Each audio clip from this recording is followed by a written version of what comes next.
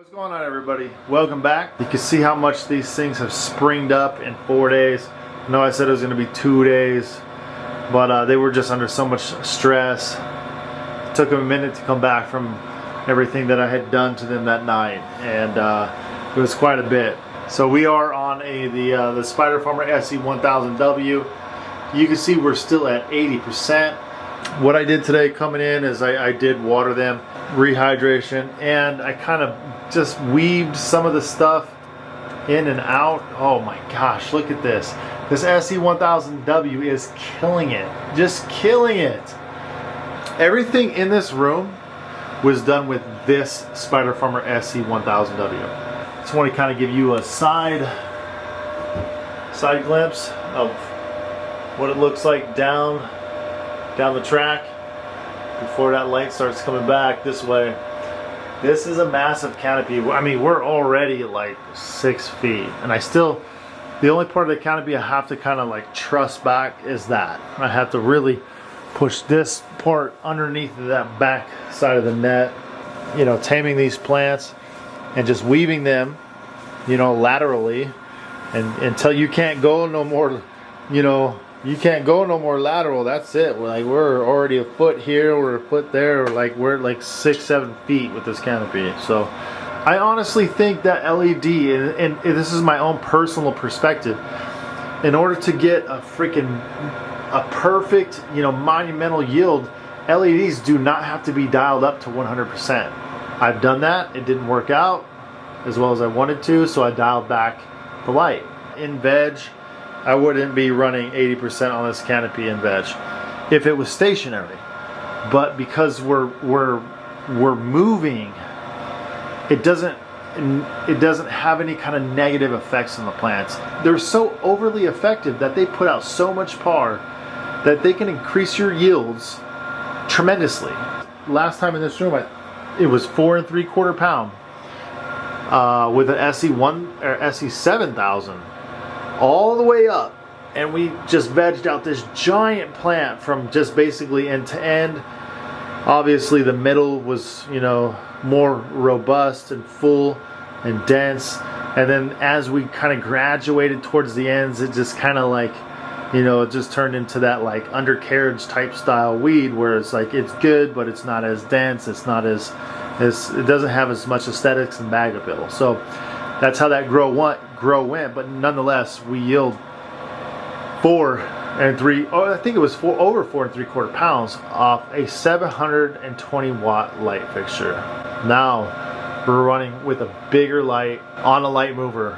It has a lot of positive effects in the sense that it doesn't ever negatively affect the plants with too much par, with too much intensity for too long.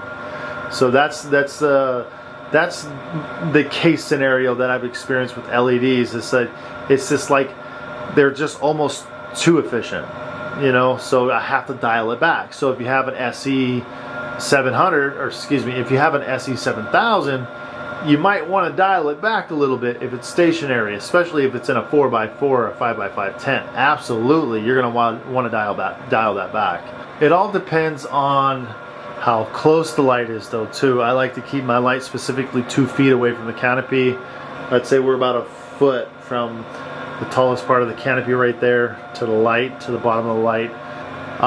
And that's the benefits of running a fixture like this on the Light Rail 4.0 robo arm. My main goal is to have some of this centralized stuff come up just a little bit more, and at the same time I can kind of just, you know, fold these back. I want to keep everything symmetrical with this canopy. I don't want anything going crazy, you know, acute here. I don't want this going like boom and hitting the light, and this stuff's all low on this side. So keep that in mind. Canopy management is key. This side of the canopy is completely full, and if you're looking at this going, oh my god, how is he going to do this? It's really dense. It's really dense, but that's okay. You know, it's better to be dense and have a lot to work with than you know, have barely anything to work with and just be shy. We don't want to be shy, because we could always get rid of things that, you know, are just overwhelming. and just stick with things that we absolutely want to see produce in the long run. See? Trying to pull these little branches. There we go. See that, right? Separate things. Separate things. There's a lot here to separate. It's just a ton and ton of stuff. And I'm just waiting for the plant to acclimate fully, because when I broke this one down a few days ago, I went hardcore, guys. I went super hardcore. I just grabbed the branches and just whack and broke them. I literally broke the stems. That's why. You know, that's why they look kind of like, they're still reviving from that stress. I don't want to flip them while they're stressed out, but at the same time, I can tell that they're still growing, but I can also tell that they're still stressed out. So in some cases, like this back, I want to push that back as far as I can get, and I'll do that here in a moment when I'm off camera. Then I'll bring you in here in a couple days and we'll see where we're at before we flip. Because of the equipment that we're running in this room and the way that we have these plants, you know, spread out through this 11.5-foot wall, we are absolutely going to be pulling more grams per watt than we ever have before on this channel. With the SE7000, I'm capable of pulling 4 3/4 pounds. I believe with this particular setup, I'm capable of pulling a lot more. I don't think it's going to be double, but it's going to be more than 6 pounds. So only time will tell. And in the meantime, guys, that's all I got for you. Hygger Hybrid.